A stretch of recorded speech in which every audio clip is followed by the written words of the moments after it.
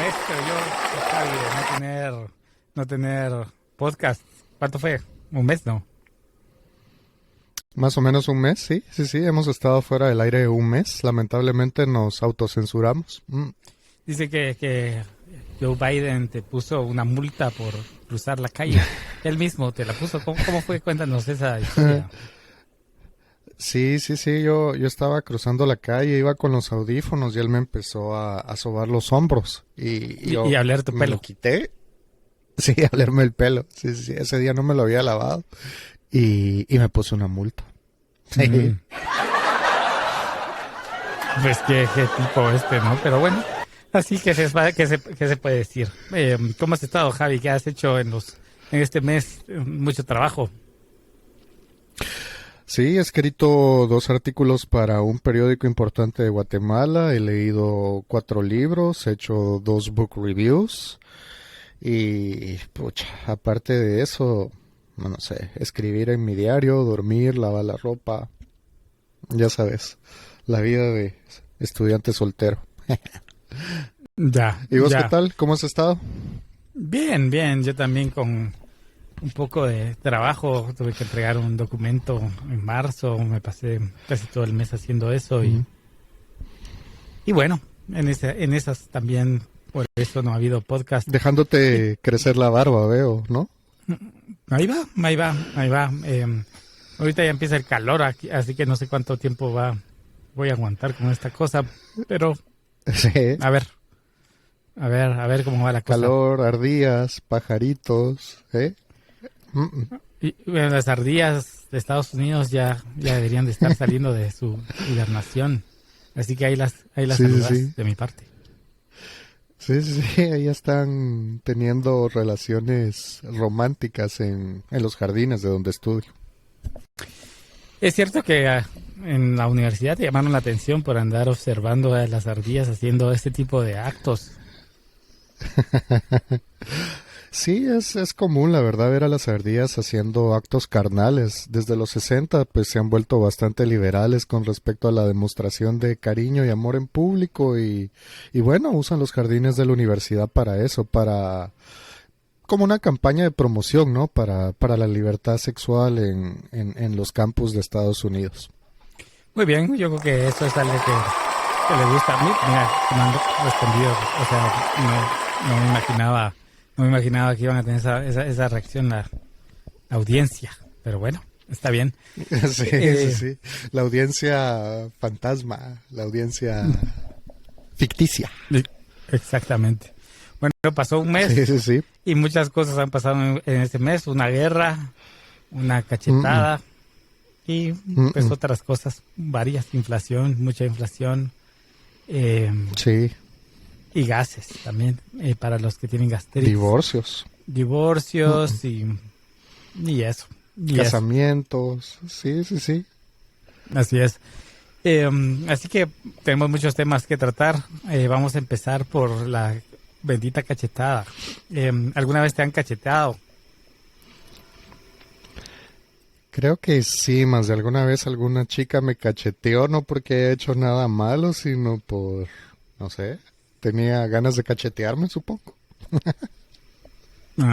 Pero fue haciendo lo mismo que están haciendo las ardillas en la universidad o en la calle. No, estábamos en mi casa y por alguna razón me cacheteó, creo que por jugar o qué sé yo, qué cosa, no estábamos haciendo nada pecaminoso ni en contra de las leyes de Dios, sino solo estábamos hablando y me cacheteó así. ¿Y estás seguro que no fue Will Smith? ¿Cómo puedes estar seguro? Es la pregunta. No. O sea, ¿cómo estás tan seguro que no fue él? ¿Cómo estoy tan seguro que no fue él? Bueno, no sé, acaba de ganar un Oscar por actuación, no pudo haber sido Will Smith el que me cacheteó. Sí. Porque pues al menos se sabe que es buen actor. Tal vez te tomaste alguna pastilla que hizo que... Alucinógena. Ajá. Y era Will Peyote. Smith. Era Will Smith. Sí, el que me cacheteó y no me di cuenta hasta ahora. Bueno, pues Will Smith con su acto cacheteado aparentemente se canturrió en su, en su reputación, que obviamente para los que les gusta seguir la farándula, pues creo que ya la tenía, ya era un poco extraña. Para mí, y supongo que para vos, era desconocido su vida personal. Pero creo que todo eso salió a la enésima potencia en esta semana, la cacheteada, y el tipo ese que uno pensaba que era hasta humilde, decía, este Will Smith es bien humilde, porque básicamente lo que sabes de una persona famosa es lo que publica en sus cuentas de YouTube, y obviamente no lo conoces, así que puedes decir que es humilde o que es malo o lo que sea basado solo en eso, pero está un poquito loco, ¿no? Sí, la verdad que sí, fue una reacción bastante abusiva y maleducada y fuera de lugar en ese momento en particular, sobre todo sabiendo que parte de la dinámica tanto de los Óscares como de los Globos de Oro, por ejemplo, que ya tienen creo que un par de años de no hacerse, si no estoy mal, es básicamente que tienes uno o algunos comediantes que amenizan la velada, que son de 3 o 4 horas, son veladas largas, maratónicas de entrega de premios. Y una hueva completa, la verdad. Definitivamente, pero que ellos lo amenizan y que usualmente las bromas que hacen son bromas bastante fuertes, usualmente a costa de los actores, pero digamos esa es parte del chiste. Entonces, sí, la reacción fue totalmente fuera de lugar y ya vemos el resultado de la academia y del mismo Will Smith. Definitivamente parece que lo van a estar cortando o que digamos, ya no va a tener oportunidad de participar en estos eventos. Pero ciertamente imagino que eso tiene más de alguna implicación también en su carrera profesional, como vos bien lo decís.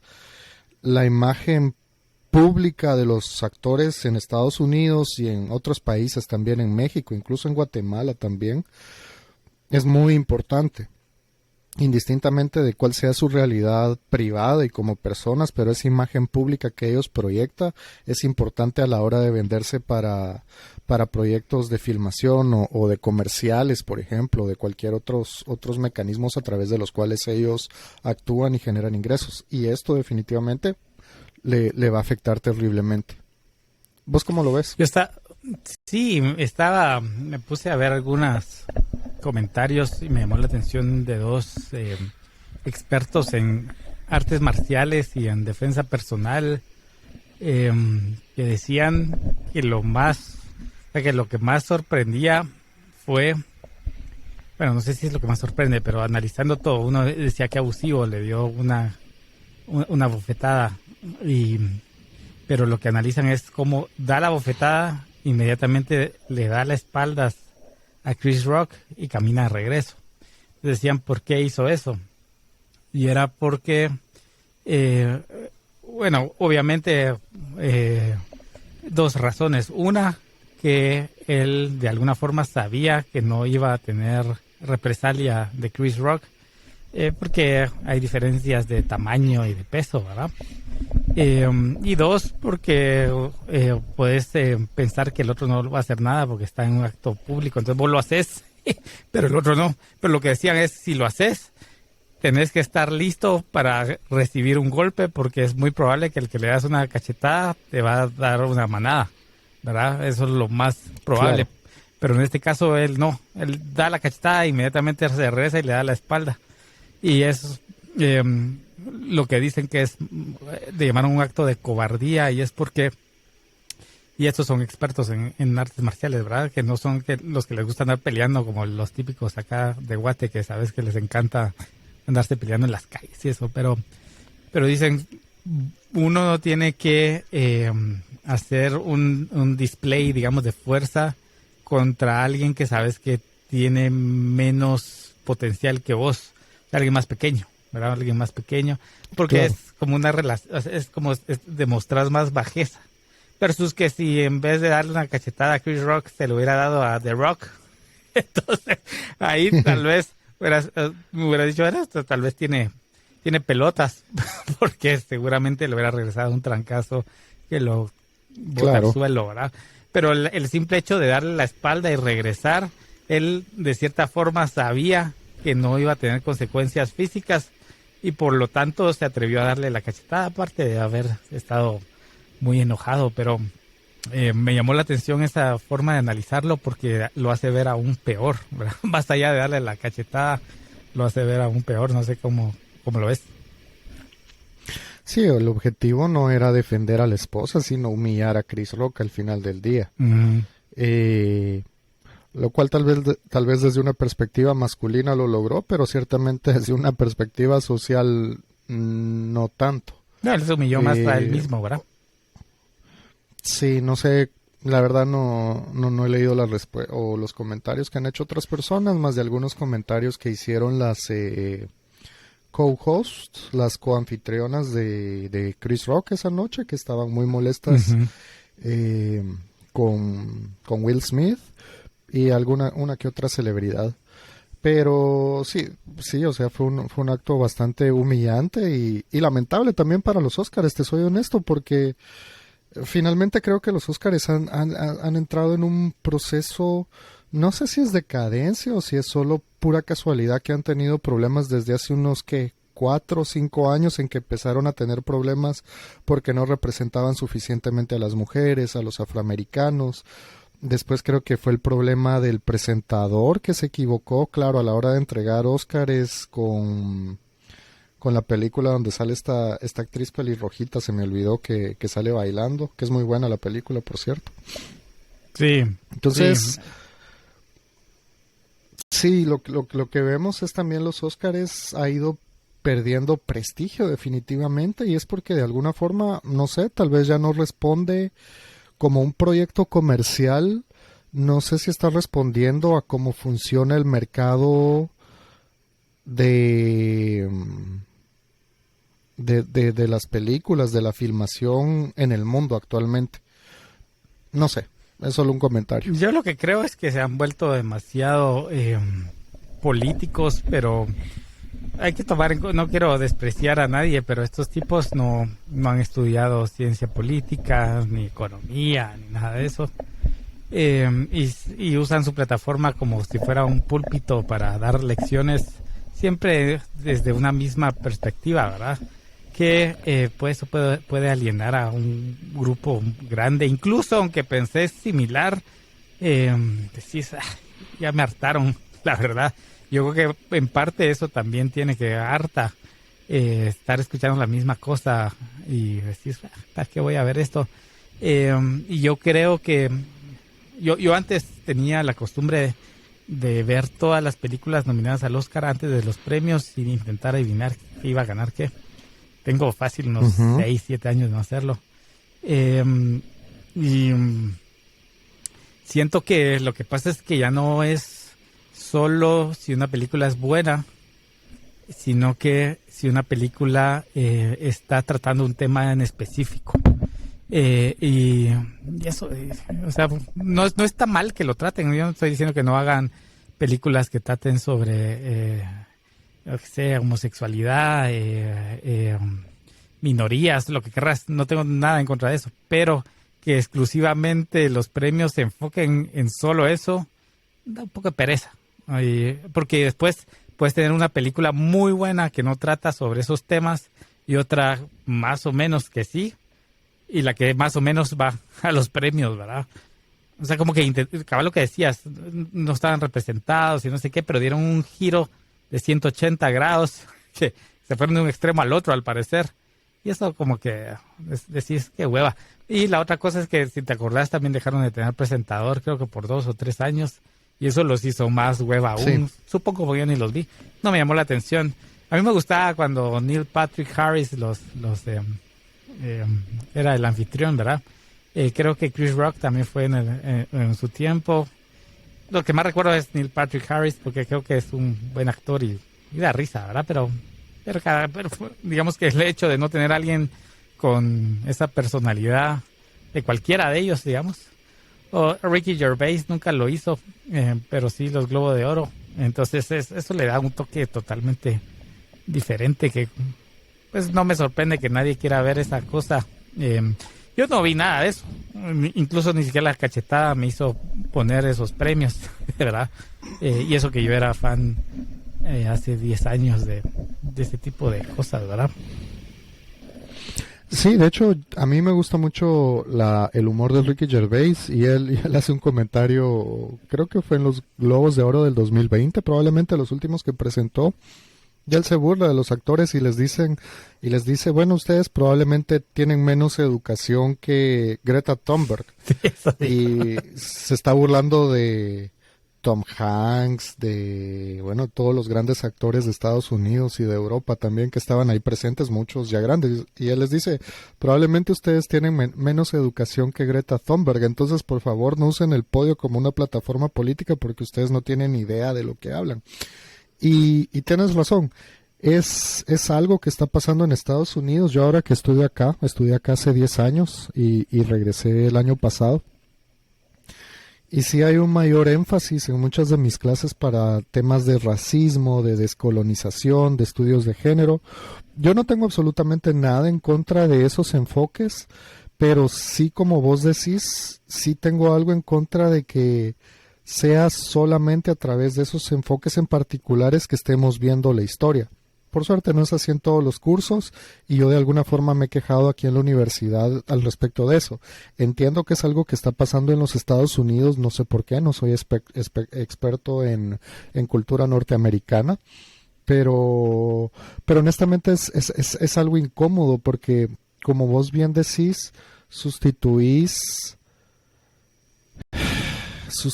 la calidad de la discusión académica o sustituís la evaluación de una película en función de su calidad cinematográfica por su idoneidad política. Es decir, ¿está hablando lo que queremos oír políticamente, sí o no? Y eso ya me resulta aburrido. Yo sé que es buena película, pero por ejemplo creo que la primera que no vi de las que ganó los Óscares fue esta de un chico afroamericano transgénero. Uh-huh. Que la portada es como de color morado, no sé si te recordás. Se me olvidó el nombre ahora. Hay una, sí, yo tengo pésima memoria con nombres de películas, pero no la portada no sale en un carro, ¿no? Pucha, no sé, creo que esa es después la que estás hablando, no sé. Pero el punto es, yo desde ese momento dejé de ver las películas de los Óscares, y no porque sean malas, porque finalmente, a pesar de que sean escogidas, al menos en primer lugar por su discurso político, me imagino que siguen siendo buenas películas, pero no me interesa ver esos temas. O sea, no son temas que entren en mi realidad, ni son problemas que de alguna forma me afecten a mí a lo personal. O sea, no hablan de problemas trascendentales ni globales, sino de problemas muy específicos de grupos vulnerables en particular. Claro. Y ojo que lo mismo pasa con los premios Nobel de literatura. Por ejemplo, el de este año, que no lo he leído, es un autor que nació en África, no recuerdo si en Botsuana o en qué parte de África, pero vivió casi toda su vida en Inglaterra y habla de los migrantes africanos de África hacia Inglaterra. Entonces, decís vos, o sea, ya no se está premiando como a las cosas que podrían ser un clásico porque apelan a toda la humanidad, sino se está premiando a los que hablan problemas específicos de lo que ellos consideran gente vulnerable y desde perspectivas muy particulares. Entonces, sí, no sé, a mí me parece totalmente aburrido y superfluo esa discusión, con el perdón de los que me estén oyendo y que les gusten esos temas. A ver si no te cancelan, aunque no creo que te escuchen tampoco, así que ¿qué más da? Sabes que a mí que me da hay un tema que todo el tema transgénero, pues como decís, se ha puesto de moda, pero digamos que yo insisto, a mí no me molesta que se hable, se hagan películas, lo que querrás, pero hay algo que sí me molesta y es que te censuren si vos crees algo medianamente diferente, incluso como que no deberían de competir en las ligas de mujeres. Ahorita no sé si sabes esta historia, no me acuerdo el nombre de la persona que ganó la natación en el college de Estados Unidos. Es una persona que hace un año no era mujer, sino que era hombre. Y cabal estaba viendo que como hombre nadador he rankeado como 400 y este año ganó, pero mujeres, ¿verdad? Entonces a mí no se me hace eso muy justo, honestamente, pero si decís eso te cancelan. A ver si no me cancelan mi cuenta de Twitter, que tengo ningún seguidor porque nunca he posteado nada ni lo haré. Así que si quieren cancelármela, jódanse. ¿Sabes para qué me sirve Twitter? Si tiembla, busco temblor, porque ese es el primer lugar donde sale. Es lo único para que me sirve esa babosada. Pero eso. No sé qué pensás de eso. Mira, intuitivamente creo que está mal precisamente por lo que vos decís. De alguna forma hay diferencias que una operación quirúrgica no te va a cambiar y que un consumo distinto de hormonas tampoco te va a cambiar y que te dan ventajas comparativas injustas, en este caso de hombres contra mujeres en relación a la capacidad física. No sé qué diferencia hay en eso con respecto a que tomes esteroides, por ejemplo. Éticamente, ¿cómo es distinto que compite una mujer que toma esteroides con una mujer que hace un año era un hombre y que aunque ahora tome hormonas de mujer, igual siga teniendo ciertos aspectos biológicos como su musculatura y su metabolismo más parecidos a los de un hombre? Yo lo veo mal, pero también es algo que no me importa ni me interesa, te soy honesto. Es decir, no lo miro mal moralmente. Es decir, ¿cómo te explico? Pues si alguien quiere cambiarse de sexo, si alguien quiere ser mujer, quiere ser hombre, quiere no tener ninguna denominación, me da igual, es su vida. Lo que me molesta es que es como vos decís, que de alguna forma esa discusión incluso impacte mis discusiones que no tienen nada que ver con eso y que yo mismo me autocensure para evitar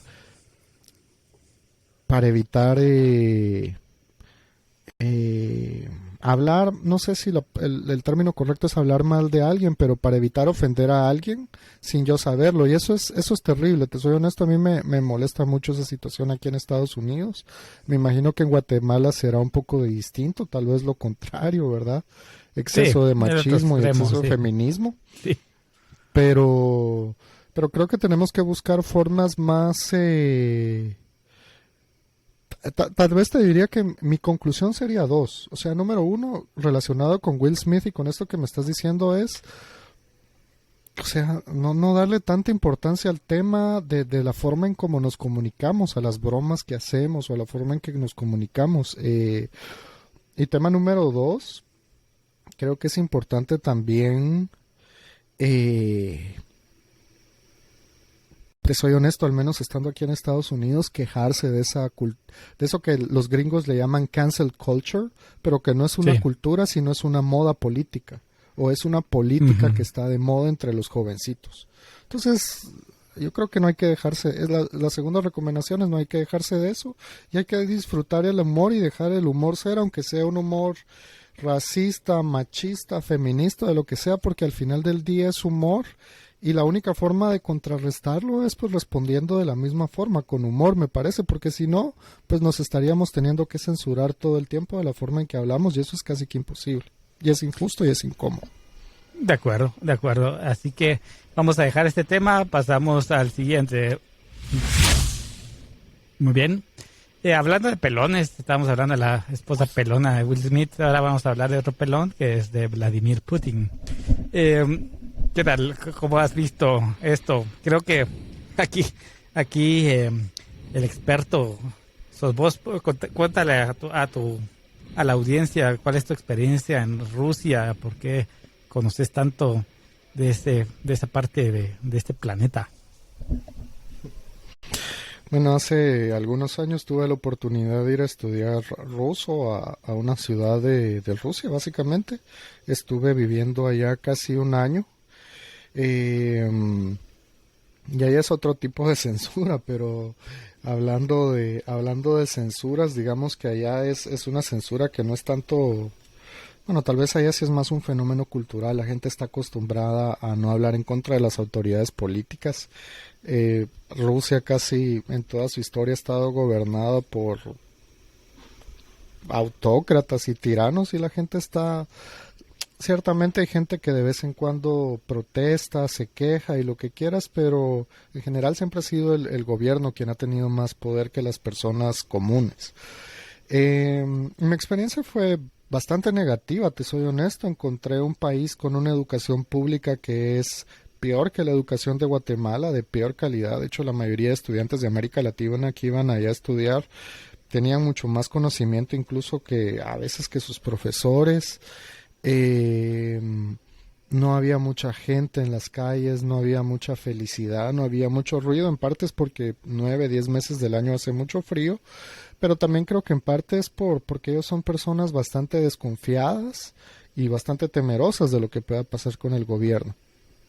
Eh, Eso, y ciertamente es una sociedad donde tienes bastante control de las instituciones públicas, pero también tienes unas instituciones públicas que funcionan con base en lealtad y no en eficiencia. Entonces, muchas veces adentro de las instituciones públicas se prioriza, no sé, o mejor dicho, puedo decir, se olvidan de los estudiantes en mi caso, o de los mismos ciudadanos en función de mantener sus puestos públicos, de no ofender a quienes están encima de ellos, etcétera, etcétera. Entonces, más o menos esa fue algunas de las generalidades de mi experiencia por esas tierras sibéricas.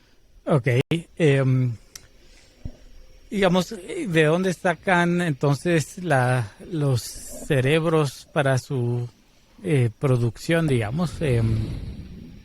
Recuerdo haber leído o visto, de hecho, este misil ultrasónico que tiraron hace 2 semanas, no recuerdo. Pues tiene que haber algún científicos por ahí todavía que quizás no están siendo formados actualmente, pero que, no sé, las vacunas supongo que sirven porque salieron en publicaciones no rusas, digamos, su eficacia. Entonces, ¿de dónde salen estos? Es un poco difícil de explicar, pero digamos que Rusia siempre bueno, no sé si siempre, pero por lo menos desde el siglo XVIII, digamos que los rusos a veces identifican sectores en los que son débiles, buscan obtener su conocimiento de Occidente, lo obtienen y desarrollan sus propias industrias. Pero tal vez lo que te podría decir es lo principal que tiene que entender la audiencia es que la mayor parte de los ingresos que se generan en Rusia son ingresos que surgen de la venta de los hidrocarburos. En una menor parte, digamos, es la productividad de los rusos y su creatividad y su innovación, pero tal vez te diría que, no sé, un 40-50% de los ingresos de Rusia o de los rusos dependen de la venta de los hidrocarburos que se distribuyen no solo a través de las políticas de gobierno, sino a través de las instituciones públicas, también de la contratación vía el sector público. Eso es lo primero. Lo segundo, Rusia, no, tal vez no voy a contar toda la historia, pero por ejemplo desde la época soviética ellos generaron o se esforzaron mucho por crear una industria pesada importante, una industria química importante. En algún momento dado durante la Guerra Fría ellos fueron los principales investigadores en temas de vacunas, precisamente en contra de sarampión, viruela y otras enfermedades.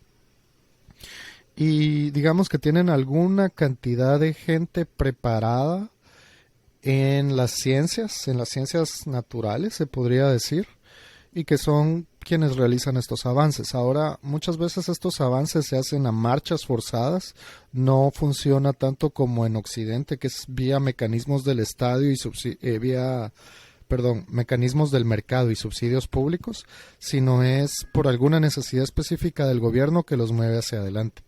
Y también lo que ves es que en gran medida muchas veces esas innovaciones que ellos generan no compiten con las occidentales porque son muchísimo menos eficientes. Por ejemplo, estaba viendo en el diario The Telegraph del Reino Unido que el 60% de las bombas que han caído en Ucrania en el último mes no han estallado. Los europeos siguen sin aprobar la vacuna Sputnik.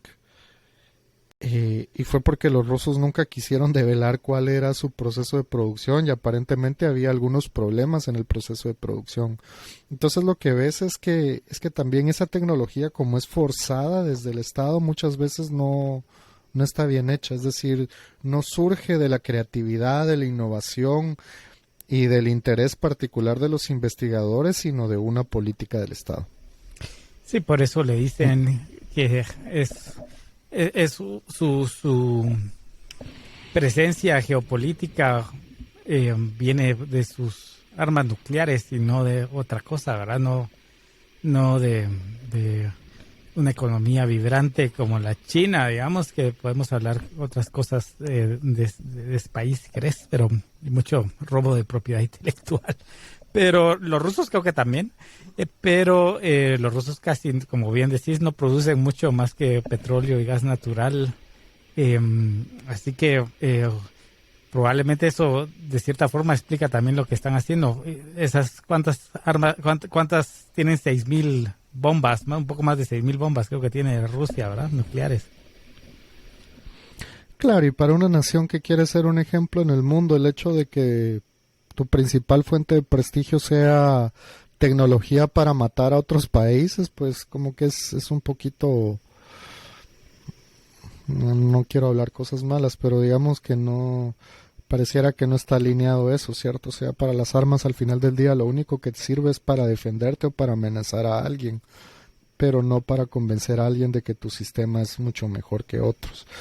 Y finalmente eso fue lo que sucedió. O sea, en los últimos meses lo que hemos visto es represión de los dos lados de la frontera, es decir, el ciudadano dejó de ser importante y lo que es importante es una perspectiva particular del poder militar y político de un país que simple y sencillamente quiere extender su territorio porque sí, porque puede y punto. No hay nada más a eso. Sí, por capricho, ¿verdad?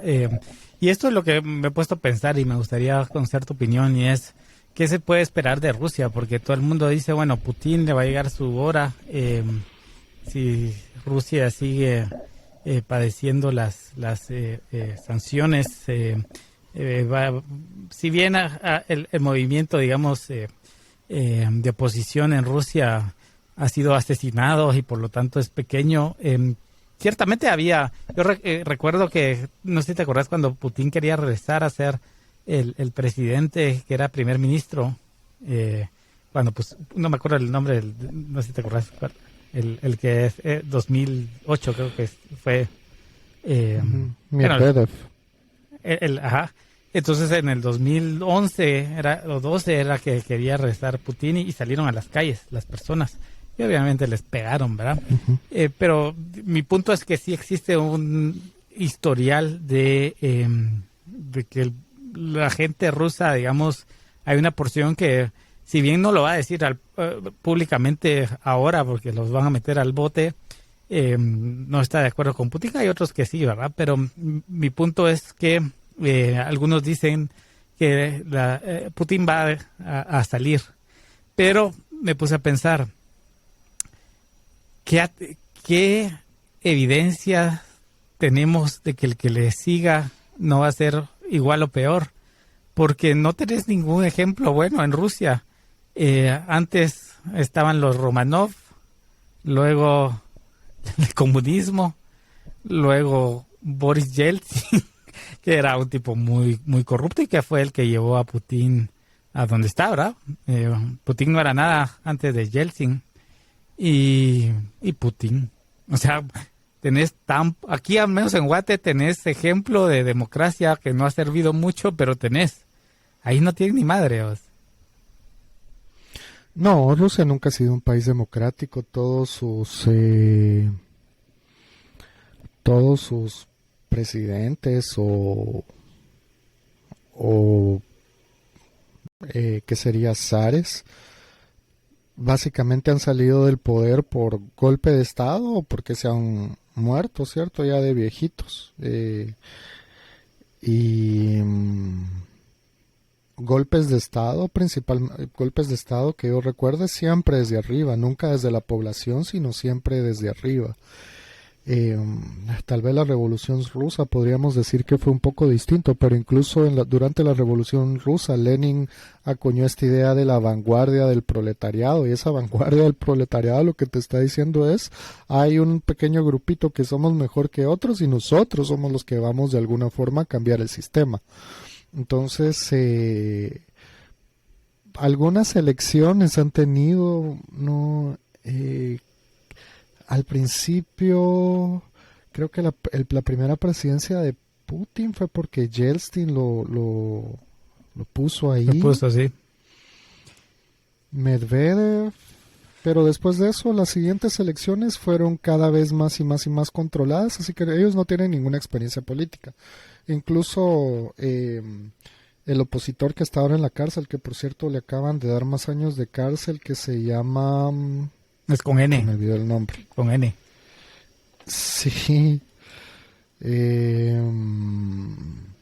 Bueno, ya me recordaré, pero él, pues un nacionalista racista terrible. Si vos ves sus anuncios de campaña Navalny. política, sale gente matando a extranjeros. Navalny. Sí, sí, cabal.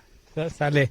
Entonces lo que hay que entender también es que esa es una civilización, una cultura, una civilización que a nivel individual pues puedes encontrar personas muy dulces, muy buenos amigos, muy trabajadores, muy creativos, como en cualquier cultura. Me imagino que en la China también, en la alemana también, en la de Indonesia también. Sí, pero el problema es que cada cultura o cada civilización o cada sociedad pones determinados valores que son importantes para ellos en determinado orden. Y cuando esos valores se materializan a nivel de la sociedad es que vos ves resultados distintos. Entonces, por ejemplo, ¿qué se valora en Rusia? La lealtad, la seguridad, la tranquilidad. Es decir, no es la libertad o la igualdad como en Occidente que hace que de repente seamos tan revoltosos o que tengamos estos sistemas democráticos que no parecen estables a veces. Sino lo importante es que no pase nada. Ayudar al amigo. Y entonces obviamente la lealtad entre cuates, genial, así entre uno y uno es súper bonito, pero el problema es que cuando incluso imprimís esa lealtad al sistema político, ¿qué es lo que te sucede?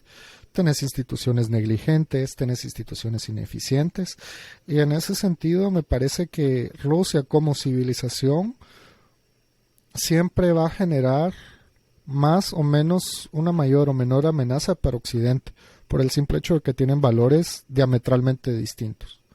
Y eso es algo que yo no entiendo muchas veces a los europeos cuando incluyen a los rusos como europeos, y yo te diría que mi experiencia ya fue que no, en lo más mínimo.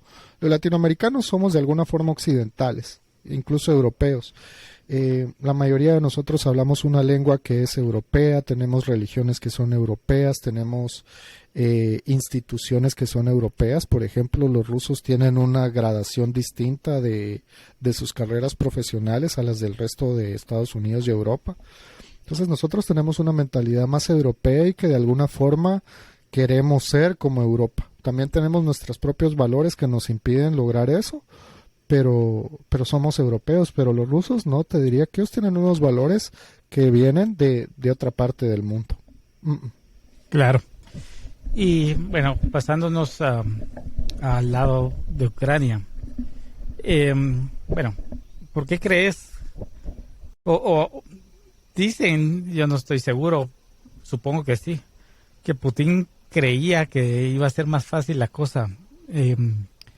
¿Qué fue o a qué debes que fue el error? Es decir, y viendo el lado ucraniano, ¿por qué un ejército que en teoría, en papel, digamos, es mucho más pequeño, que ha tenido bastante apoyo, eso sí, de armas occidentales, pero que honestamente se nota que es súper aguerrido ese pueblo ucraniano? ¿Cómo lo explicas? ¿Por qué Putin, si es que se equivocó, por qué se equivocó? Bueno, realmente son sus posiciones. Yo creo que porque subestimó algunas cosas importantes y sobreestimó otras cosas importantes. ¿Qué subestimó? A mi parecer, él tiene esta idea de que los ucranianos no son una cultura diferente a la de los rusos, sino que son rusos. Y finalmente los ucranianos, incluso aunque hablen ruso, muchos, o sea, la mayoría de ellos obviamente no quieren ser rusos y se consideran una cosa distinta. Entonces cuando llegan sus tropas, en lugar de verlas como liberadores, los vieron como invasores, que es lo mismo que ha pasado hasta ahora. Eso uno. Dos, creo que fue la misma subestimación que hizo Occidente con respecto a las autoridades políticas de Ucrania. Ya vimos que su presidente, cuando Biden les dijo que le ofrecía un avión para sacarlo de Ucrania, él dijo, no, yo me voy a quedar aquí. Vemos un expresidente, Petro Poroshenko, que está ahí con tropas civiles peleando. Entonces creo que se subestimó el valor de los ucranianos también para defender su país. Se subestimó también la capacidad bélica de los mismos ucranianos. Ellos desde 2014, si no es que desde un poco antes, los había estado entrenando Estados Unidos. Y vemos que el modelo operativo en el campo de batalla de los americanos ha sido bastante efectivo, que es básicamente delegarle responsabilidad a tus unidades más pequeñas y que ellas tomen decisiones por sí solas, que no estén esperando órdenes desde el alto mando. Y ciertamente subestimó también la unidad y la resolución de los países occidentales. Hay algo que... Esta historia es complicada. Por ejemplo, Putin desde que llegó al poder quiso ser parte de alguna forma como que fuera una parte igual en las conferencias internacionales, sobre todo de las grandes potencias, y básicamente Estados Unidos quiso ser parte de la OTAN y Estados Unidos y los europeos no lo quisieron integrar. No sé si eso fue un error o no, tal vez en algunos casos sí, en otros no.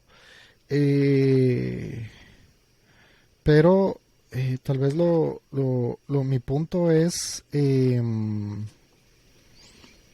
eso, o sea, bueno, tal vez aquí hay dos cosas que quiero decir. Imagínate que a Rusia no lo aceptaron en la OTAN, pero a los ucranianos sí los iban a aceptar. No, parece que no los iban a aceptar, pero después como que empezaron como que tal vez sí. Esa es una humillación internacional terrible que vos le haces a otro país. Eso uno.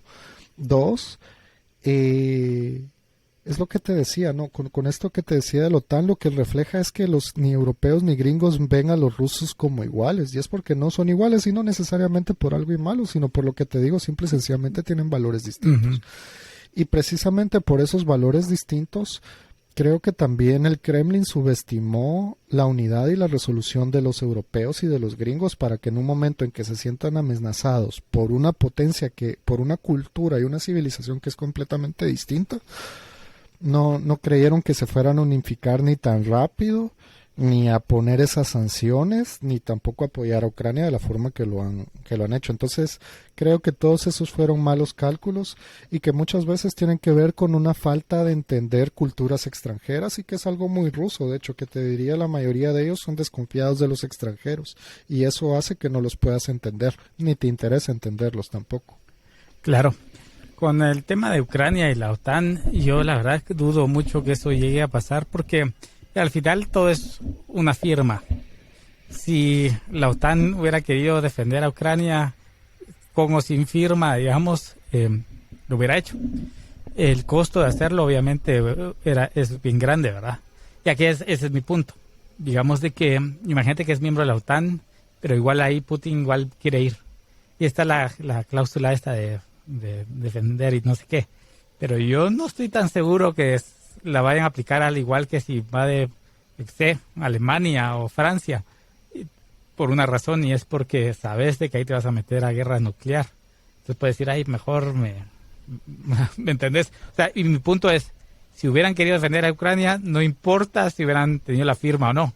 O sea, imagínate que informalmente les hubiera dicho, sí, Ucrania, te vamos a meter en octubre del 2022. Va. Pero ¿cuál hubiera sido esa diferencia en febrero del 2022? O sea, si realmente los querés dentro, los defendés cuando los atacan, ¿verdad? No sé, honestamente no te podría dar una respuesta a eso. Más creería que sí los hubieran defendido por un tema de prestigio internacional, porque si no los defendes, entonces se rompe la legitimidad de la OTAN, porque es entonces para qué está esta institución si no defiende a todos. Creo que en todo caso hubiera sido estratégicamente más adecuado si los países occidentales hubieran incluido a Ucrania o la OTAN antes de 2014, antes de que Rusia invadiera Crimea. El problema es que después de esa invasión de Crimea definitivamente ya no los puedes unir porque es un país, porque entonces ya Ucrania se convirtió en un país que tiene un territorio en disputa con una de las grandes potencias militares del mundo y ahí sí, como vos decís, no hace sentido integrarlo a la OTAN, ¿cierto? Porque sabes que hay una mayor probabilidad de que de que tengan que entrar en una guerra por un problema, por una precondición, usando un término más de aseguradora de salud, ¿cierto? Entonces creo que ahí sí fue una equivocación. Me parece que si lo hubieran incluido antes, Rusia no hubiera atacado y esa es una de las conclusiones. A los demás países que eran parte de la OTAN y que eran chiquititos, Lituania, Latvia, Estonia, incluso Polonia y Hungría, y no recuerdo cuáles son los otros países que están en Europa del Este que son parte de la OTAN, Rusia no les ha hecho nada. Porque incluso a pesar de que perciban o de que habían percibido que Europa era débil, pero no se iban a... O sea, digamos, la, la lógica va de los dos lados, me explico. O sea, es tan tonto para los europeos invadir Rusia como para Rusia invadir Europa, Sí. porque los dos tienen armas nucleares, como vos decís. Pero Yo ahora creo, lo que le van a pagar el pato son los ucranianos, y yo te soy honesto, no sé, o sea, no predigo nada porque no se puede predecir, pero no sé si van a poder ganar esa guerra o no, si finalmente los van a destruir. yo honestamente creo que tal vez, como vos decís, antes había no sé si había un legítimo eh, deseo de incorporarlos, no lo sé. Pero yo honestamente dudo que después, como bien decís, 2014, aunque lo hayan dicho, que realmente ese ofrecimiento haya sido, porque cabal, lo pusiste muy bien, ya es un país en conflicto y básicamente sabes que lo metes y es para darte riata, ¿verdad? Así que yo creo que de- en realidad está bien que los estén apoyando porque sin ese apoyo ya hubieran caído con todas las armas que les han dado y como bien decís el entrenamiento que les dieron y todo eso, pero yo no creo que, o sea, cuando hablan de que se puso en las negociaciones la neutralidad y no sé qué, yo creo que en el fondo todo el mundo sabe que no va a pasar. O sea, que Ucrania, al menos en el corto plazo o mediano plazo, no va a ser de la OTAN porque es darte, es pelearte, ¿verdad? Y como bien decís, da tristeza porque eh, Ucrania tenía armas nucleares y se las dio a Rusia con la promesa de que nunca los iban a atacar, ¿verdad?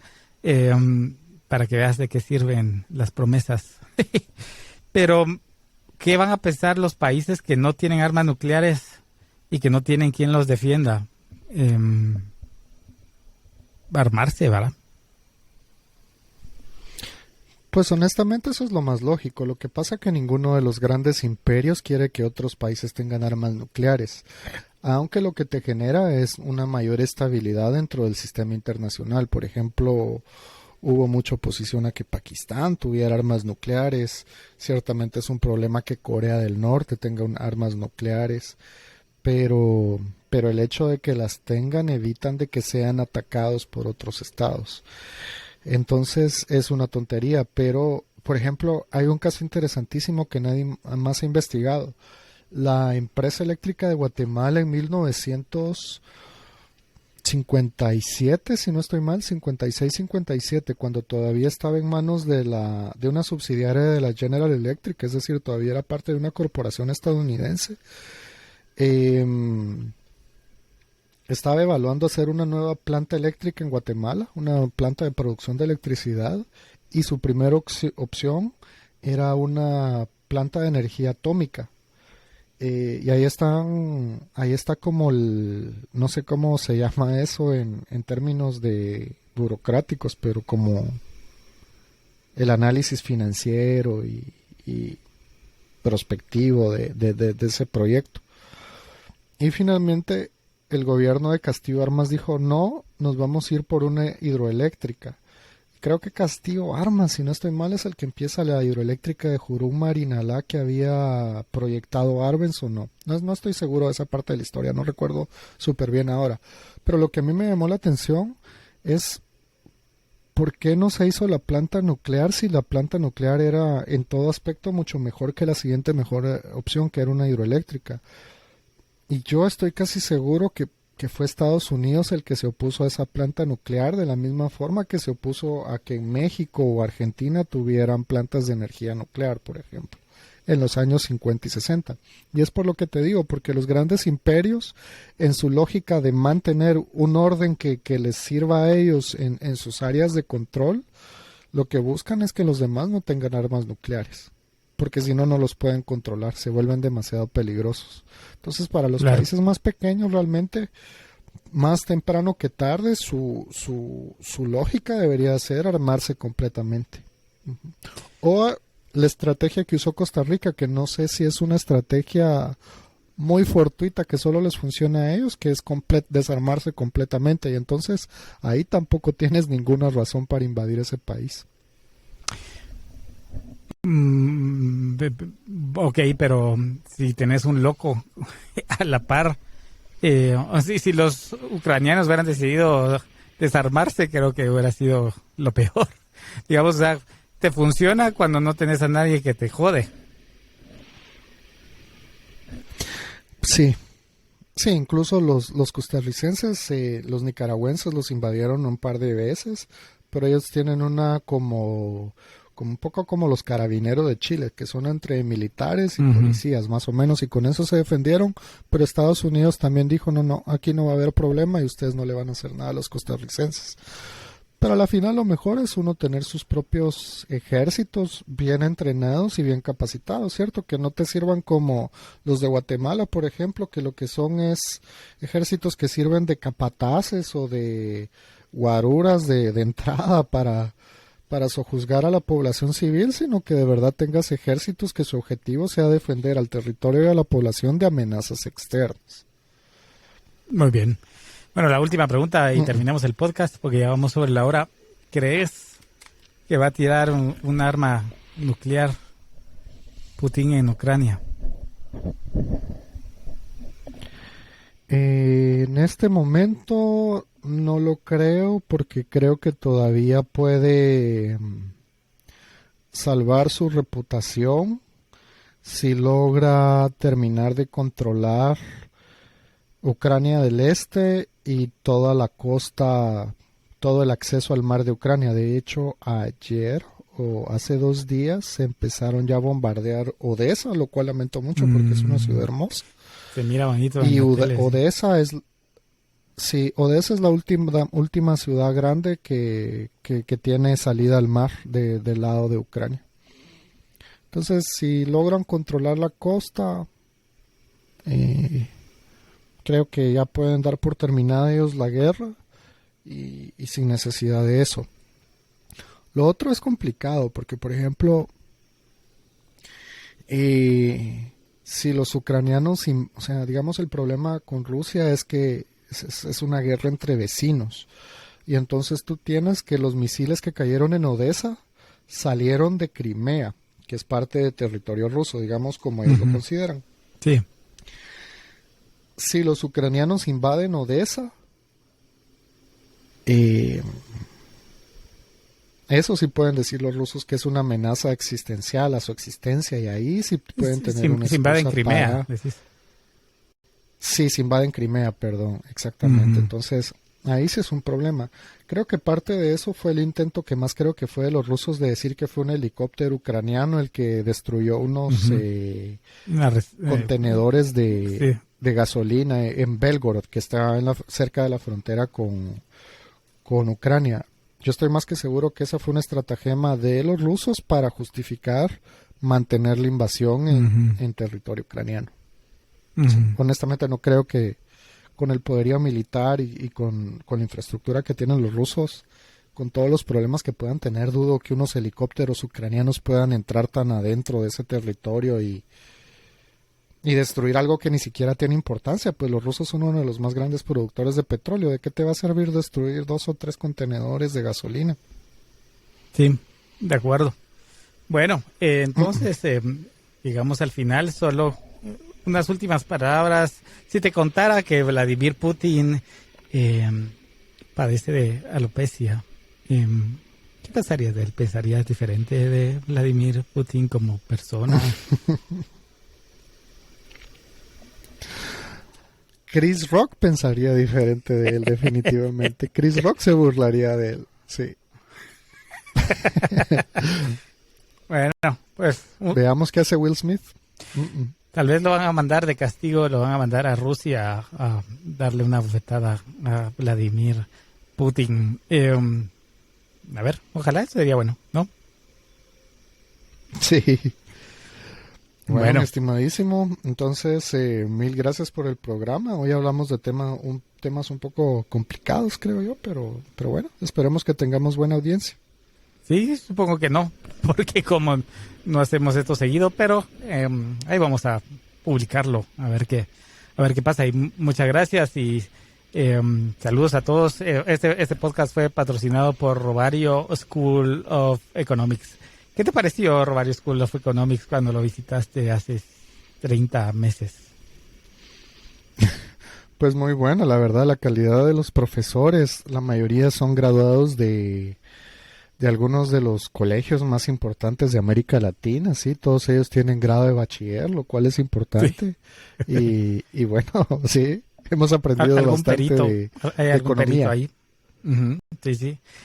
Hay peritos, sí. Sí, y el líder es un guerrillero que mató a 70 personas, pero fue con una costilla, con un hueso de mamut. Es muy rara esa historia que cuentan, pero quién sabe. Es un guerrillero paleolítico. Sí, exactamente, exactamente así es. Pero bueno, así que muchas gracias por escucharnos. Y si los rusos nos escuchan, por favor no nos hackeen, porque igual no tenemos nada, así que se jodan. Está bien. Saludos a todos.